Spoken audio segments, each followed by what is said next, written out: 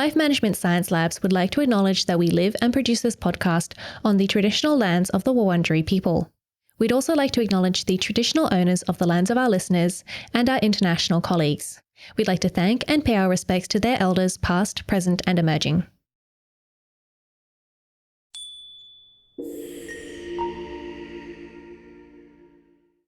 Hi everyone, and welcome to On the House, the Household Management Science Insights podcast produced by LMSL, the Life Management Science Labs. We are champions of life management science, providing structured insights informed by science and inspired by practice on key aspects of conscious living. Each week we bring you scientific and practical insights on each element with the expert knowledge of professionals in the field. I'm your host, Gabriella Yastra, coming to you from Naarm, Melbourne, Australia. Let's begin. Hi everyone, and welcome back to the show. Today we're going to be talking about efficient homes, gas and electrical safety with Dr. Nicola Willand, who is a senior lecturer at the School of Property, Construction and Project Management at RMIT University. Hi, welcome to the show. Thank you. Before we get started on our topic today, I'd love to get to know you a bit better. Do you mind introducing yourself in a bit more detail? Yes, I'm an architect by background and became an energy consultant in about 2006, 2007. And then we moved to Australia, so of German nationality. And really I'm trying to progress sustainability in housing in Australia now. I did my PhD on housing and health at RMIT University, finished in 2017. And then I became a lecturer. I live in Lilydale, which is in the outer east of Melbourne, with 2 children and a dog and a husband, and we're really happy in Australia. I mean, I love Australia. I love Melbourne, so I can't disagree with you there. I like to do a section called Have You Met Nicola, where we get to know you through some of your favorite things. First thing I'd like to know is what is your favorite book? So I think it needs to be The Rains Came by Louis Bromfield. It's like a really old book, but I've always valued it. Mm-hmm. What's it about? Well, it's about colonial India, probably in the 1940s. And there is this officer, and it's about the club and the English and the Indians being on the outside. And then some UK gentry come and visit the Maharaja. And everything is very posh, and everyone's waiting for rain. And then the rains come, and it turns into a flood. And then there's destruction, and there's cholera, and a lot of people die, as well as the lady from the UK. So I don't know, it always spoke to me. It was this beautiful sort of serene setting, and then this emergency, and everyone's lives gets upside down. But it's really about values then, what comes out. So I really like that. Interesting. I haven't heard of this book, but it sounds talks about a lot of different issues. I think it'd be very interesting. Thank you for sharing that. Yeah, I Googled it the other day because I haven't read it for a long time, but I read it twice already, and I don't often read my books twice. And now it seems to be a little bit of a collector's item. Oh, so maybe I can't read it. Well, I don't know. Maybe some library has got it. I'm not so sure. Hopefully. And have you watched any movies you've enjoyed recently? Yes. One of the last ones I really enjoyed was You Hurt My Feelings, which I really, really liked. So there's Julia Louis-Dreyfus in it, and I didn't know any of the other actors, but it's these 2 couples and how they navigate sort of being honest but not hurtful and protecting others people's feelings. And I really loved it. It was so authentic. I enjoyed that. Yeah, I think that can be very real. You obviously want to be honest with people, but often, maybe it can be taken the wrong way. Yeah. Especially in marriages, Yeah. How blunt can you be? And I don't think we're used to being sort of very candid with each other any longer. So there are, for children, for example, there's the participation award. You don't have to win. It's just being there. It's good. And yeah, anyway. Yeah, there are definitely pros and cons to, I guess, both sides. Yeah. Mm. And do you listen to any podcasts? Sometimes I do. I listen a lot to audiobooks, Mm-hmm. but the podcasts I do listen, it's more about music. So the music based, like Philip's playlist, which I really enjoy. And there's always a theme, and then there's music, classical and current music around theme. Um, Sort of word podcasts, American Scandal. So I listened to the opioid epidemic, and the last one I listened was on Jonestown. Um, yeah, I really like the history and the critical reflections on that. Yeah, quite a broad range too. I don't know what other people listen to. Really. So, Yeah, it yeah. just seems, music and history, quite a few different areas. Some people, I guess, just listen to, business podcasts or podcasts that are very niche into their particular area. No, I read so much. I really don't want to listen to podcasts on that. So rather an Yeah. audiobook. And do you have a role model? Yes. I don't know if you've heard of Professor Philippa Howden Chapman. So she's in Wellington at the University of Otago, and she's the director of the Housing and Health program there. And she's done amazing work and very impactful work on housing and health. So she must have been doing this for 20 years now, over 20 years perhaps, really about looking at housing as a social determinant of health and well-being, and understanding how housing contributes to ill health and how we can reverse that pathway. So she's really been instrumental in New Zealand to make people aware that cold homes are health risks, for example. And with her work, she's been able to change rental laws. So now rental homes have got minimum insulation, for example. Mm. That's amazing. I think we're going to be diving into that soon, but I think until recently, I didn't realize how much of a impact homes have on our health. It makes sense, but at the same time, it's just not quite something I think maybe we've thought about. Well, I haven't thought of before. But before we get into that, the last question I have is there a course that has inspired you that you've completed?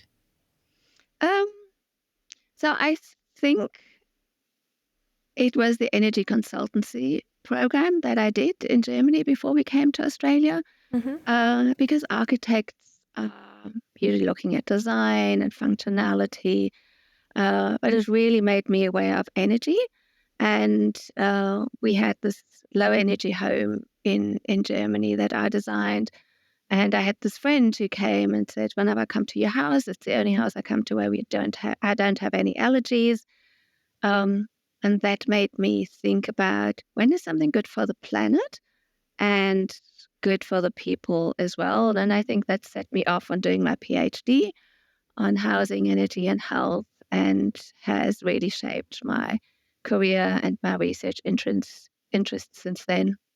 Interesting. I haven't thought about, I guess, how, having a efficient home would also affect allergies. And yeah, it's very interesting that your friend's comment and also, doing this course really influenced the rest of your career.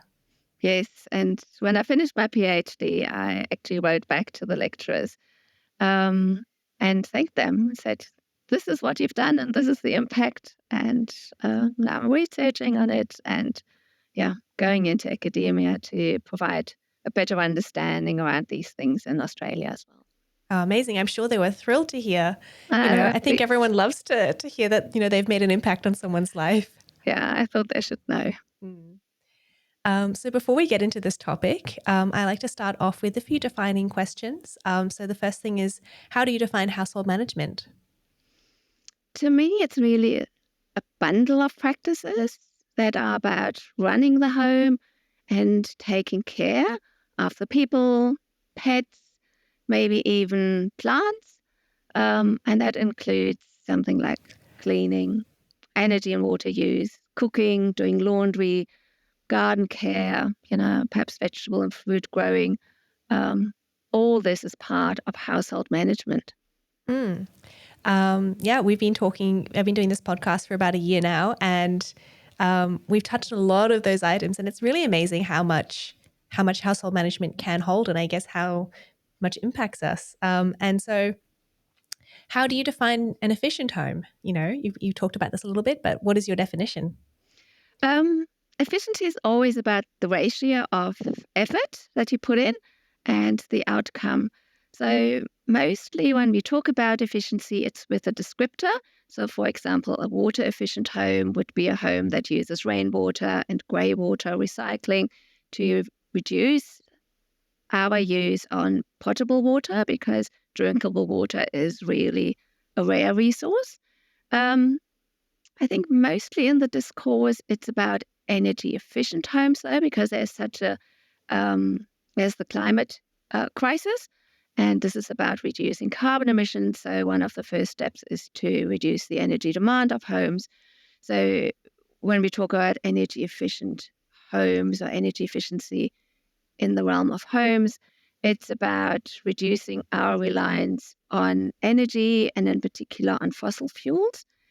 But an efficient home, and I think that's often not recognized, could also be about space efficient. Yeah, I think about a tiny home and how efficient and clever the space use is in there. Um, Going back to energy efficient homes, though, we do have official ratings and certifications, and that's always about the energy efficiency. And that is about how do we achieve essential housing outcomes like thermal comfort through heating and cooling or other services, hot water, lighting, refrigeration, with as little energy as possible. Mm-hmm. And so how can we achieve those things, whilst, using as little electricity and gas as possible? Um, so there are three principles, really. Mm-hmm. Sufficiency should be the first step, and then it's efficiency, and then it's about renewable energy, because energy efficient really should be around um, low carbon as the end goal, not only about the energy. So sufficiency is about how much space do I need? Do I need a spare bedroom? Does my living room need to be really, really big, for example? Um, Again, think of a tiny home. Australian homes are really, really big. Um, so that making it small reduces energy demand. And if you look at the metrics, so we've got star ratings in Australia, which are from 0 to 10. So a 0-star rated home is a tent, and a 10-star rated home in Melbourne doesn't really need any heating or cooling. But that metric is per square meter. So even if you use very little per square meter, if you've got a huge home, in the end, that becomes a lot. But also around sufficiency is about how many fridges do I need? How many televisions do I need? How many lamps do I have to use? So that's sort of the first principle. The second one then is about reducing energy demands for efficiency. And in Victoria, we've got a heating dominated climate. So wherever you are, you should look at optimum orientation of the home. So that doesn't cost much. It just means that you have to position the building in the right way. But then it's about insulation. Again, that works in heating and cooling dominated climates. Double glazing is insulation for windows, basically. So you've got two panes with a little bit of air in between, and that is an insulator. Draft proofing. So if you feel uncomfortable in your home and you see curtains moving, that's drafts. So you really want to cut that out. To be efficient in summer, you want shading on the outside of windows where the sun does come in. Natural ventilation. So rather than switching on the air conditioning, open up the windows to have the cool air sort of cool you down. If you're in a very efficient, very airtight home, which you will get if you get sort of to 8, 9, 10-star homes, when really the airtightness of the building is considered as well. Then you want mechanical ventilation with heat recovery. That means you can still open your windows, but you don't have to, because the stale and humid air is extracted, but then goes through a heat exchanger where the energy that is in the warm air is extracted to cool the air coming back into the home or to heat it, so that is heat recovery. And then you can think about appliances. What kind of stove are you using? What kind of a washing machine are you using? How efficient is your fridge? And once you've got all that sort of super efficient, then the next step usually is to look at renewable energy. For example, so most people think about solar PV because you get free electricity during the day, but even the use of heat pumps, that is using renewable energy that's in the air, or if it's a sort of ground to air pump, then it uses energy stored, underground, and that's renewable energy.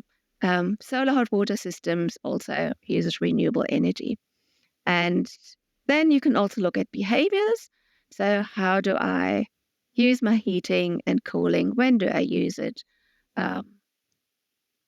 Those are the three principles that you should follow.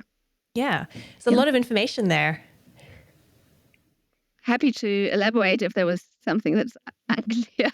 No, I think it was clear. I'm just, thank you for explaining that very clearly, particularly because there is so much there. And so you also said that a lot of what you research is how housing affects our health.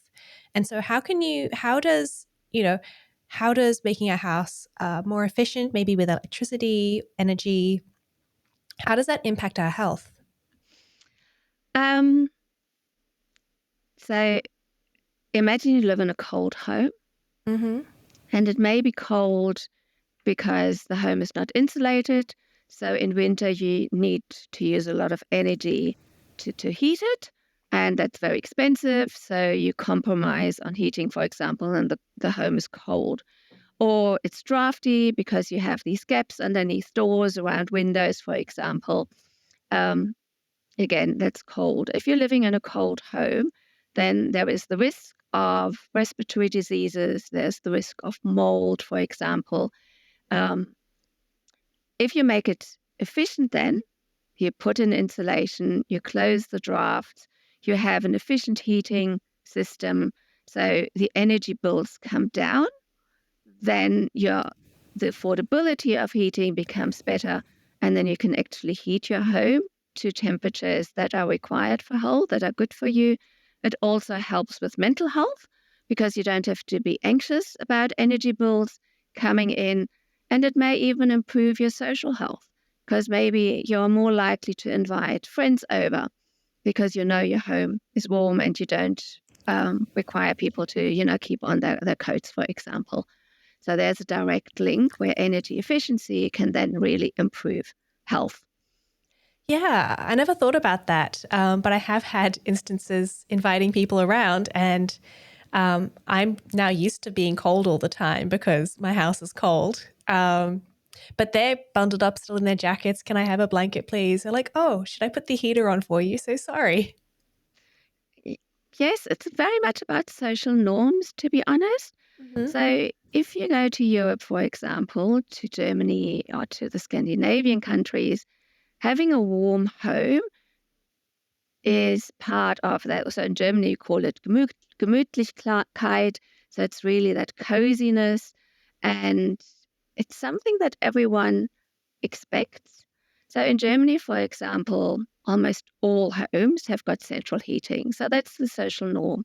And all rooms are heated to comfortable temperatures. The homes are also much better insulated. So in Germany, after the Second World War, they didn't really have a lot of good materials. So they really had to build their homes out of the rubble that they could find. So the homes were of poor quality and they got mold. So in the 1950s in Germany, they introduced insulation requirements for homes because they knew that was the best way to reduce the risk of mold. And then central heating, was also normal. In other countries like the UK, for example, you don't have that. So the UK is well known that they really have cold homes. Scandinavian countries, there the walls and the ceilings and the floors, are well insulated. They are very warm. So in the 1990s, that's when they realized, well, our excess winter death rate in the UK is really high. So excess winter death rate means, so there's an average throughout the year, and then at certain times of the year, there's more people seem to be dying than sort of on average. So that was very high in the UK, much higher, for example, than in the colder countries. And that's when they realized, well, maybe the quality of our homes has got something to do with that. But in temperate climates, so for example, in Spain or in Portugal, Italy, where people don't think of themselves as being having to heat, they think, oh no, it's a warm country. There, the excess winter death rate was much higher. And I think Australia is very much the same. Australians think of themselves as living in the sunny country and we've got a hot climate. And a lot of Australians who I talk to, they think it's normal that the home is cold. So when I ask them, I say, yes, it's cold, but not colder than anyone else's. So they think it's quite normal. And it's not only normal for people who are on a low income and perhaps cannot afford heating. It's also normal for people who are quite well off. And they think it's normal to sit around in their living room with a jacket on, even with friends come in. So I think there is the social norm around it. But in Australia, just as in New Zealand, the excess winter death rate is quite high. Okay. And so maybe if you are sitting in your living room with your jacket on, that means there is a problem and we should start changing the social norms. Well, I think there are two things. There's bodily warmth and then there's spatial warmth. So a lot of people think it's okay for my body to be warm. That is okay. But if you see mold, if you see dragon breath, you wake up in the morning and you can see your breath. If you've got condensation on windows, those really are signs that the home is too cold because mold is a health risk. If it's too cold, then viruses can just proliferate much better. Infections are transmitted easier. So we really want to have your home at a sort of good temperature to reduce that risk, to reduce humidity. And we're all producing humidity. We're cooking, we're breathing, we're showering. So there's a lot of humidity that release into our home environment. And warm air is like a sponge that can just absorb the moisture.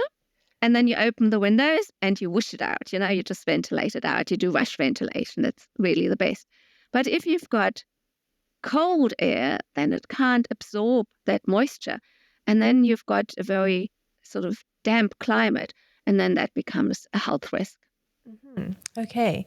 So yeah, making sure that your house stays warm, not just so you feel warm, but also so that you prevent mold and things and condensation.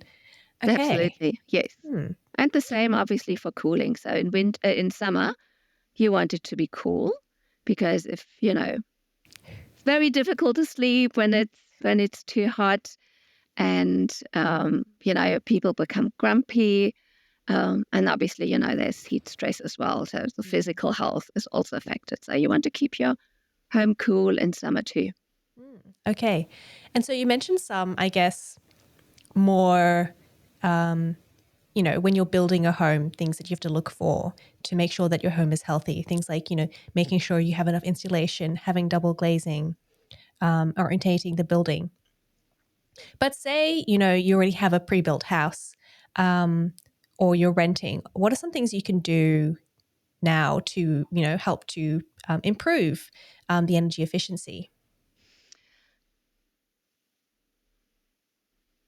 There are two sets of answers. Uh-huh. So if you're a homeowner, you've got much more agency. You've got more abilities to retrofit your home. So we call the energy improvement, we call that retrofit. If you're a renter in Australia, you don't have a lot of rights and you've got very little agency. So I need to split it up. As a homeowner, the first thing you should do is make sure that you've got ceiling insulation. So in Victoria, it's heating dominated. So we spend about a third of our costs on heating. So energy costs throughout the year just goes into heating. So that's a big ticket item. Um, so and heat rises up. So you want to put a lid on it, and that is putting ceiling insulation into the ceiling. So that's the first thing. If you've done that, look at your walls. Are they insulated? Look at your windows. Single glazing is not insulating. And, if you go past and you can feel the cold from the window pane, you can feel it's not insulated. So having well insulated windows, wall insulation, floor insulation. If you live in a home that is raised, those timber floor, and then it's empty underneath, you can actually crawl underneath and install insulation there. So that would make the envelope really well insulated. Then you want to look at lighting. LED lights are the most efficient lamps that we've got. They also last much longer than compact fluorescent lights or the tungsten lamps that you can't even buy any longer. So there's less frequency of replacing LED lights. So that'll make a big difference. Look at your hot water system. What kind of hot water system are you using? Is that efficient? What kind of heating system do you have? So, those little portable heaters, they're electric and they're quite expensive to run. So you'd want to try to get away from that. Fridge, also, it's always on. So you want an energy efficient fridge. Don't have a second fridge in the garage because the garage also gets very hot. And then this poor fridge really has to work very, very hard to keep the beer, whatever is in there, cold. So maybe think about, when do I actually need more than, I don't know, 1 or 2 beers, or, the daily demand of drinks or meat. And then maybe you put a bucket if you've got a party. So lighting, appliances, washing machines, look for efficient washing machines. They're usually water efficient too. Dryers, also, they use a lot of energy. If you can, hang up your clothes outside. There's the Australian iconic hoist. You can, use the free sun outside to dry your clothes. Those are sort of things that you want good to do if you're a homeowner. And then looking at renewable, you could put solar PV onto your roof, and then actually harvest the free energy from the sun. If you're a renter, you have fewer opportunities to really improve the quality of your home. You can't put in insulation unless the landlord agrees. But, you'll have to negotiate who's going to pay for it. So it really depends on the landlord. With the heater as well, so if your home doesn't have a fixed heater at all, then the landlord would have put in a heater because the rental act has changed. So now a fixed heater is required. You can put in your own light bulbs and efficient light bulbs. You may have to change it back later. You can ask your landlord, though, they may agree on that. So it's a lot of negotiation with the landlord of what you can do or cannot do. But in some ways, it makes sense for the landlord to want to upgrade things because then it makes their property more, appealing, I guess, for future renters. Absolutely. And if you've got satisfied tenants, they don't change properties quite as often. And every time you've got a changeover, that's cost and effort as well. Yes, I do hope landlords listen. The only problem is that at the moment we've got a housing crisis. There's very little rental accommodation. So people don't have a lot of choice in, what kind of properties they get for, whatever money they've got. But, the national government is also considering maybe requiring minimum insulation in rental homes, just as the New Zealand government has done. In Australia, it works that the rental acts are state-based. So every state needs to put in their own requirements around that, though. So we've talked a lot about energy, which I guess is electricity and also gas. But I would like to ask some questions specifically about, gas and home safety. And how does gas affect our health? Gas used directly, usually you use gas in your heating system, then the gas is burned outside. Mm-hmm. So if you're standing next to your hot water system, if it's the instant gas hot water system, a little bit of gas is released and then you can smell it. But usually that's outside. Mm-hmm. Inside,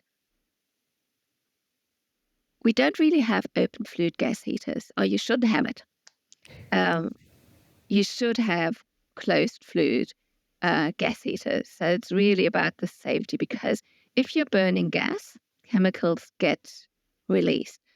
If the gas heater or the stove is not working properly, then it's carbon monoxide, and you can't smell that and you can't taste it, but it's really, really poisonous.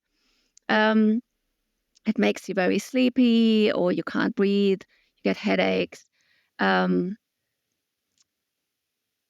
that is if the device isn't well maintained. Mm-hmm. There is a little bit of discussion around gas cooking and chemical pollutants as well. So yes, if you burn gas, you are releasing more chemicals into the air than if you were using an electrical stove or an induction stove, for example. But a lot of the chemicals also come from what you are cooking. But to reduce the risk of exposure to the pollutants from the gas burning itself, you should always have a range hood, like an exhaust, and you should always switch it on if you're using gas. Mm-hmm. So that pulls out the toxics. So make sure that wherever that exhaust pipe ends, it's actually outside. So older homes may not have that. So they've changed the National Construction Code that even apartments, and now it has to go outside, because otherwise you're just recirculating. It doesn't really help much. Mm-hmm. So that would be sort of the immediate effect of gas. But you should always ventilate if you're using a gas appliance. Don't use open fluid gas heaters. Don't use camping stoves inside. Don't use, those gas heat lamps that some people use on their terraces when it becomes a little bit chilly at night.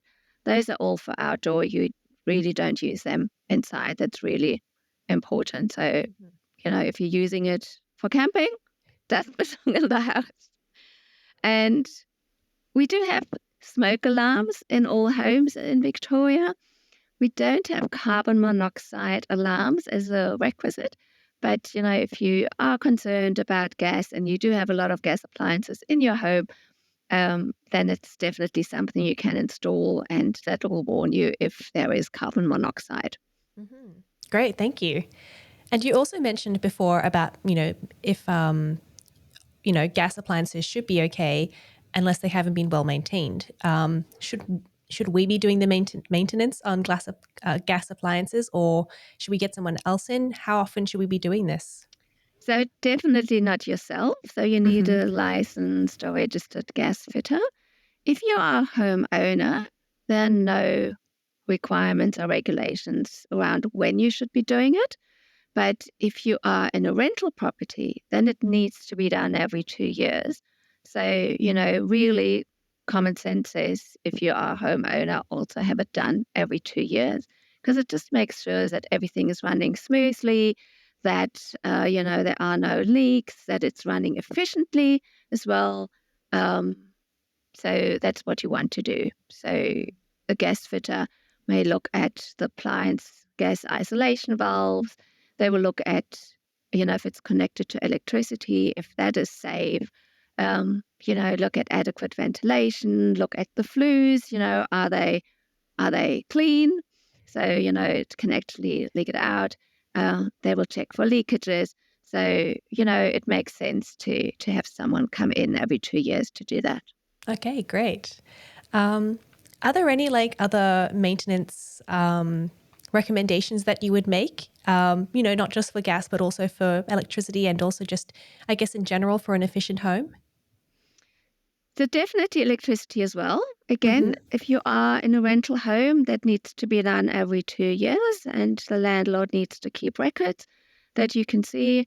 So, they will look at the appliances. Are the cables okay? Is the switchboard all right? Is it working? Is it working well? So if there is a short circuit, for example, that the fuse, comes off and you have to switch it back. So they will test those breakers and the safety switches, but also look for all the wiring. They will also look at the earthing, if that is compliant. Power points are working properly. Um, you know, if you've got appliances, so that's gas and electric appliances for heating and cooling, you will see very often they've got this fan outside. Um, you would want to check that there's nothing standing in front of it. So, because then that hinders the air going through. Um, Other things that you could do for efficiency is if you've got ducted heating, for example, clean the filters regularly, especially, as we're going into winter. So maybe around April, May, where you're thinking, it's getting chilly. I think I'll switch the heater on again. The register, that sucks air out of the home. You want to have that clean as well, because if there is like dust and fluff on it, then again, the pump has to work extra hard to suck the air out or in the filters. Um, if you've got ducted heating, clean the ducts because in there may also be dust. There may be like really fluff, and that can be sort of not only inefficient, can also be a health problem because with ducted heating, you're resuspending air. And if the duct is dusty, you're resuspending the dust. So there's lots of dust in the air, which can be unhealthy. It can trigger asthma. Um, you maybe have allergic asthma, and maybe there's like cockroach debris, or you may have, I don't know, rodent droppings or something in there.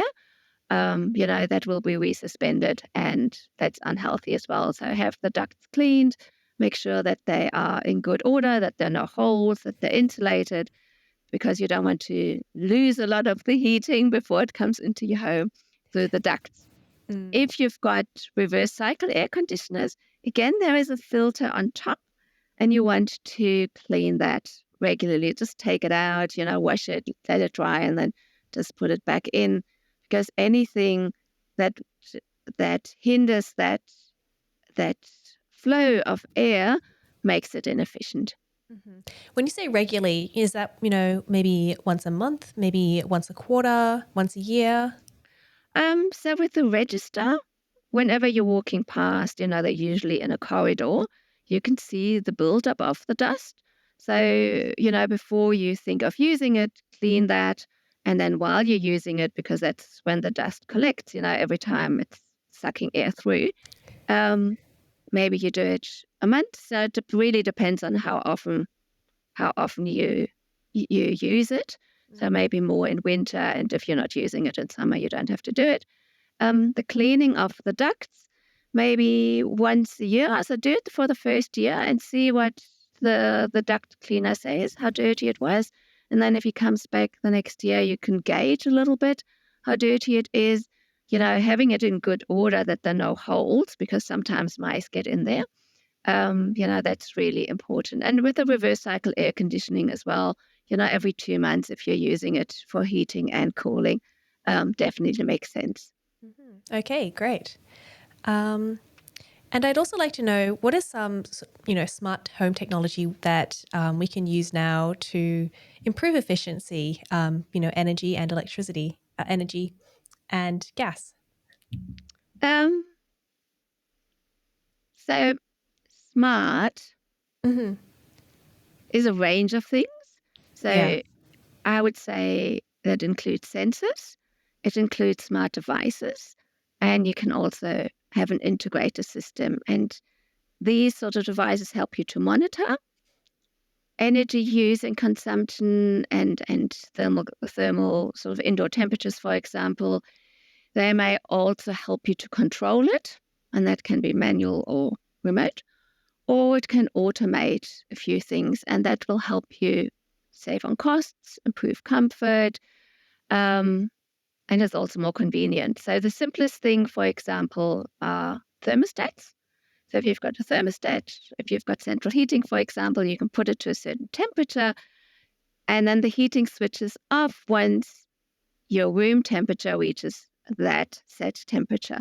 So you don't have to do anything, but that obviously saves money because you're not overheating your home. You're not making it super duper warm and you're sitting there in a bikini, which could be interpreted as a waste, obviously. Okay, so that's the sort of simple.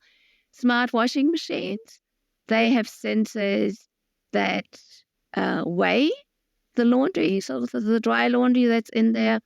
They also sometimes have sensors in dishwashers, for example, how clean the water is to understand how much water they need to clean it. Then you have devices. So most homes in Victoria now have smart meters, and you may have a power pal because the Victorian government gave them out for free. And this little device helps you to monitor your usage. So you go onto your phone or there's an app and you see, in real time, how much electricity you're using.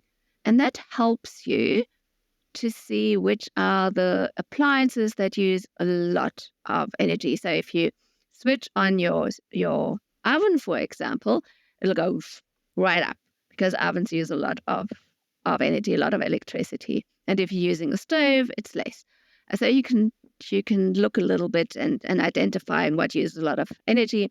And you can also monitor your usage. And if you're thinking, I really want to reduce my energy, over the next week, you can monitor that and try sort of some changes in your practices, switching off lighting or cooking a bat in the oven and then using the microwave to heat it up, for example. Other solar, so smart solar, for example. So on the weekend, for example, a neighbor was showing me his phone and he had solar PVs installed. He had solar PVs installed and he could show me on his phone that his electric car was plugged in, but it wasn't charging. But if he wanted the car to be charged through the solar PVs, he could do this remotely. So that's quite integrated as well. So those are smart technologies that help you just in controlling and then being more efficient in your behaviors. And behavior helps, but having a good fabric should still be the first. And I think that that's a great segue for our next section, which is we're going to be talking about some practices and habits that you do to minimize your home's environment impact while maximizing productivity and health. I think the first thing should be build or select, if you're buying, a good quality home. A home that is thermally efficient. So if you are wanting to buy a new home or building a new home, I talked about the star rating before. So at the moment, we've got a minimum of 6 stars that all homes have to be. But in Victoria, from next year onwards, it'll be 7 stars. So if you are buying a new home, that already will be quite efficient. We don't have these star ratings for existing homes yet. Okay, so we are working on it. The government is working on it. Other countries, like across Europe, they all have something called mandatory disclosure. They've got energy performance certificates. The only state in Australia that has already got that is the ACT.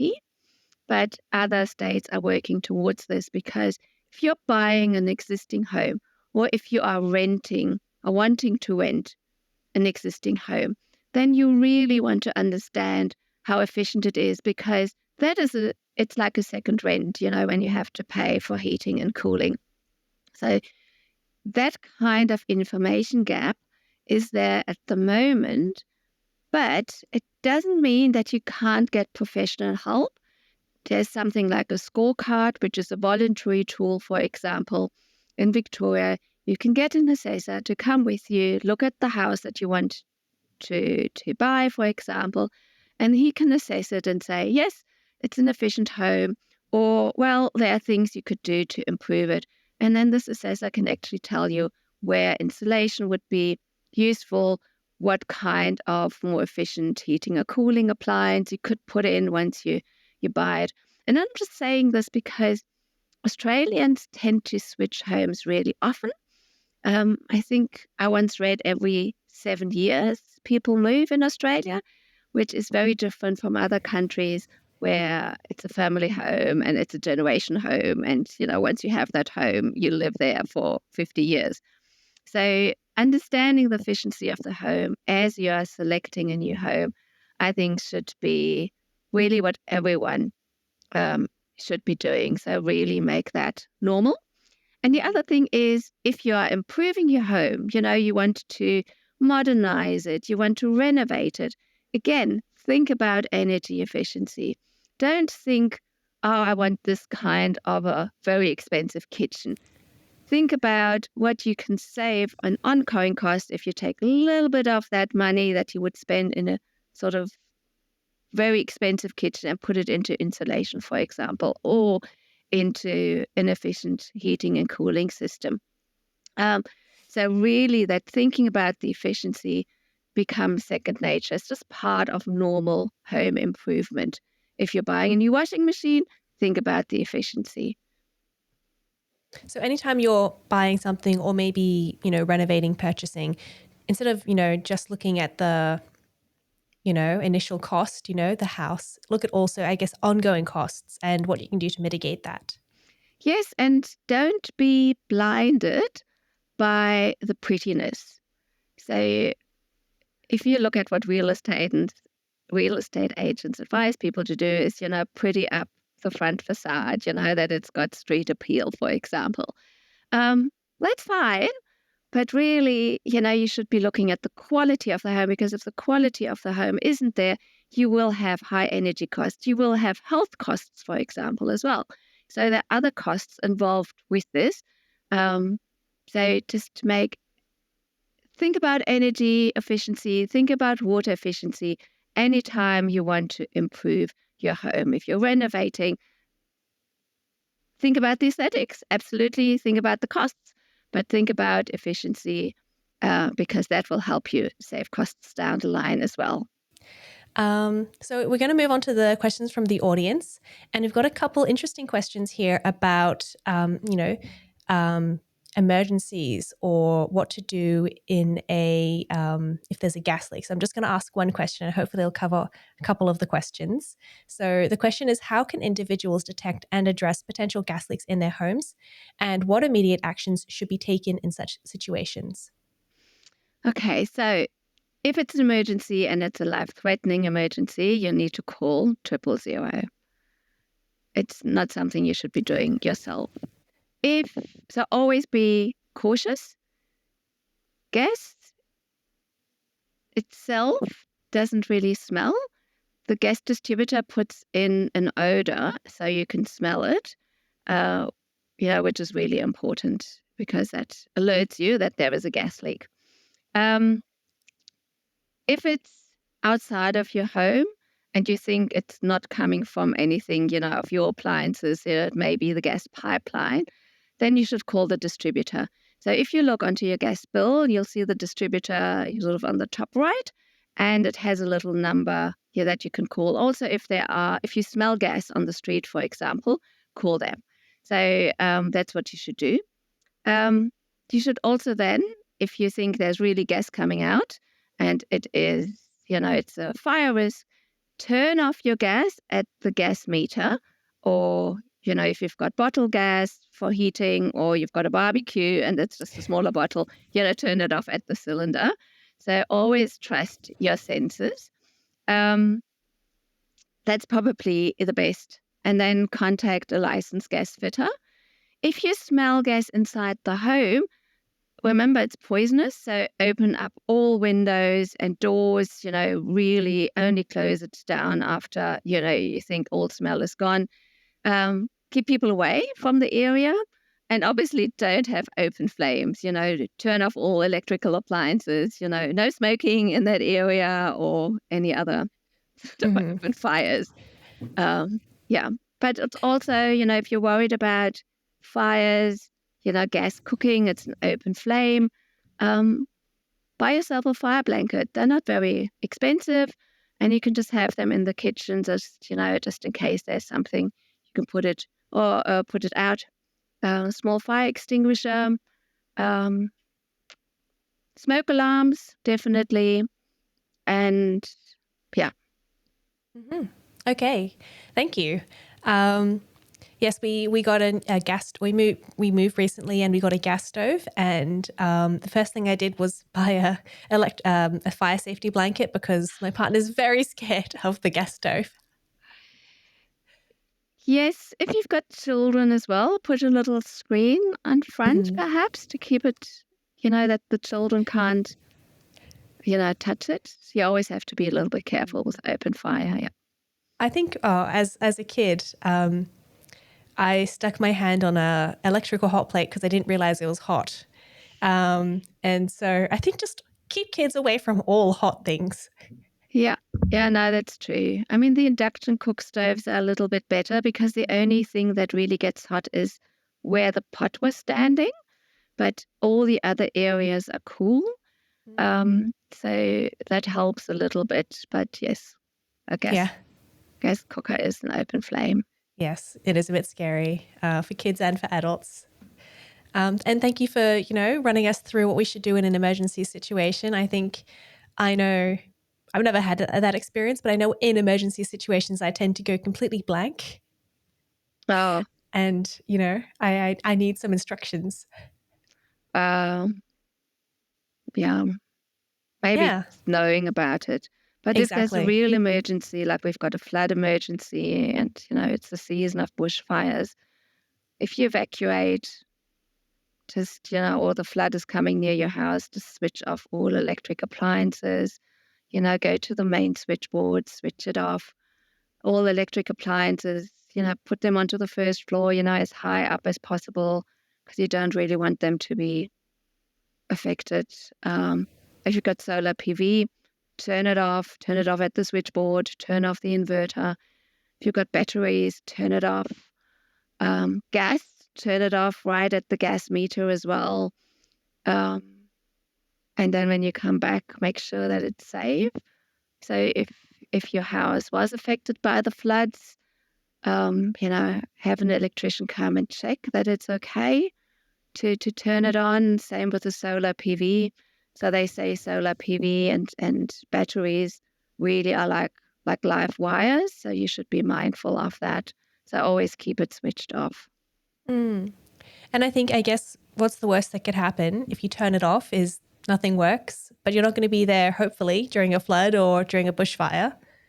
No, just when you come back, Yeah, yeah. once it's safe for you to come back, make Mm, sure that it's checked by a professional. yeah. So just inspect it because that gives you peace of mind as well. There's really no point in switching something on and there's a fire or, other things. Your television breaks because there's something happening. Yeah. Mm, exactly. Thank you for that advice. Yeah. And we're going to go to the open mic section. So that's a chance for you to talk about something that you're passionate about. It can be related to our topic today, but it doesn't have to be. Did you have something in mind? So my research is also about equity. So it's really about who benefits from what we call the low carbon housing transition, making homes efficient, using renewable energy, and who misses out. And I've already touched on it a little bit, that renters, um, they seem to be carrying a lot of the burden because they don't have agency to retrofit their rental homes. Very often, renters are living in homes that are less efficient, of poorer quality than home owner occupied homes. Okay, so I don't live in homes that are as efficient as owner-occupied homes. And when we have subsidies, the cost of the subsidies is distributed across all consumers, and then they bear that burden as well. Low-income households, even if they are homeowners, very often don't have the funds to retrofit their homes. So they're on a low income, they are paying a lot for affordability for energy and gas, so they find it unaffordable. Often they're compromising on heating and cooling, so we call this energy poverty. Um, and they can't really do anything about it because they are just don't have the capital funds to do that. So those are, the themes where I'm considering how can we make this transition to low carbon housing, which we really need to be embarking on to reduce greenhouse gas emissions. How can we make this fairer? And I mean, possibly too early to tell, but do you have any, how can we, start to make this transition more equitable? So looking at renters, minimum energy efficiency requirements are definitely a way forward, because that just ensures that renters are living in decent homes and they are energy efficient. So some countries have decency standards, some countries have energy efficiency standards. The UK, for example, has got a minimum energy performance certificate rating for all rental homes. And that means that landlords actually need to put in money to make these homes comfortable, healthy, and energy efficient. So that's one thing you can do, although the government can do. There are also programs that target low-income householders. So that is just saying, who are the people who need it most? Let's take them first. For example, in South Australia, there are energy efficiency programs that target low-income householders in the ACT as well. And in other countries, they have that as well. And subsidizing, having subsidies that actually allow people to contribute a little bit of their own money, but it's affordable and they're not being left out. Yeah, in the cold. Or the heat. In the heat, yes. Yes. Yeah, thank you. I guess, if you are living in the situation, keep an eye out for those subsidies. And if you can vote, maybe, see what people are offering in those sorts of areas, but maybe not something that we can directly affect, by saying, tomorrow going to the store and buying something, maybe. No, that's true. But if you are a landlord, and Australia's got a lot of mum and dad landlords, so think about the energy efficiency of your rental property. Who's living in there? Maybe it's a member of the family. Are they comfortable? Can you make them more comfortable? If you've got low-income households, can you make them more comfortable? Will it cost that much to give them that little bit of extra health support or affordability? Look at your own home. Look at your parents' home. If you are aware that there are opportunities out there to improve the energy efficiency of homes, then I think it's easier to translate that knowledge into action. So just being aware. Great point. Yes, thank you. And if our listeners want to find out more about you and your work, where can they find you? So they can always contact me at RMIT University. There's a staff page with my email, so they can just email me. My publications are listed there. Most of them are open access, so anyone can access them without paying for them. But if there's anything they're interested in, that has a paywall, I'm happy to send it. Just reach out. Happy to talk to you. Yeah, great. Thank you. And we'll make sure we put that page in our show notes as well as your email so people can find you easily. That would be lovely. Thank you. Thank you so much for talking with me today. Very interesting subject, and I'm going to go home and I'm going to see if I can bully my landlord into making it a little bit nicer, a bit warmer, a bit cooler. Don't bully him. Just be nice to him. I think you'll have a bigger chance. Definitely. Yes. No, thank you very much for your interest. Thank you. You've been listening to On the House, produced by the Household Management Science Labs, a division of LMSL, the Life Management Science Labs. More episodes like this from across 10 life management perspectives can be found by searching LMSL on Apple Podcasts, Google Podcasts, YouTube, Spotify, and other podcasting apps available on your smart devices. If you enjoyed this episode, please consider rating our show, sharing it, and subscribing to our channel, as it helps other people find it so we can grow and bring you more quality resources. More of our work can be found on our website at hm.lmsl.net, where you can join our movement. I'm Gabriella Yaustra. Thanks for tuning in.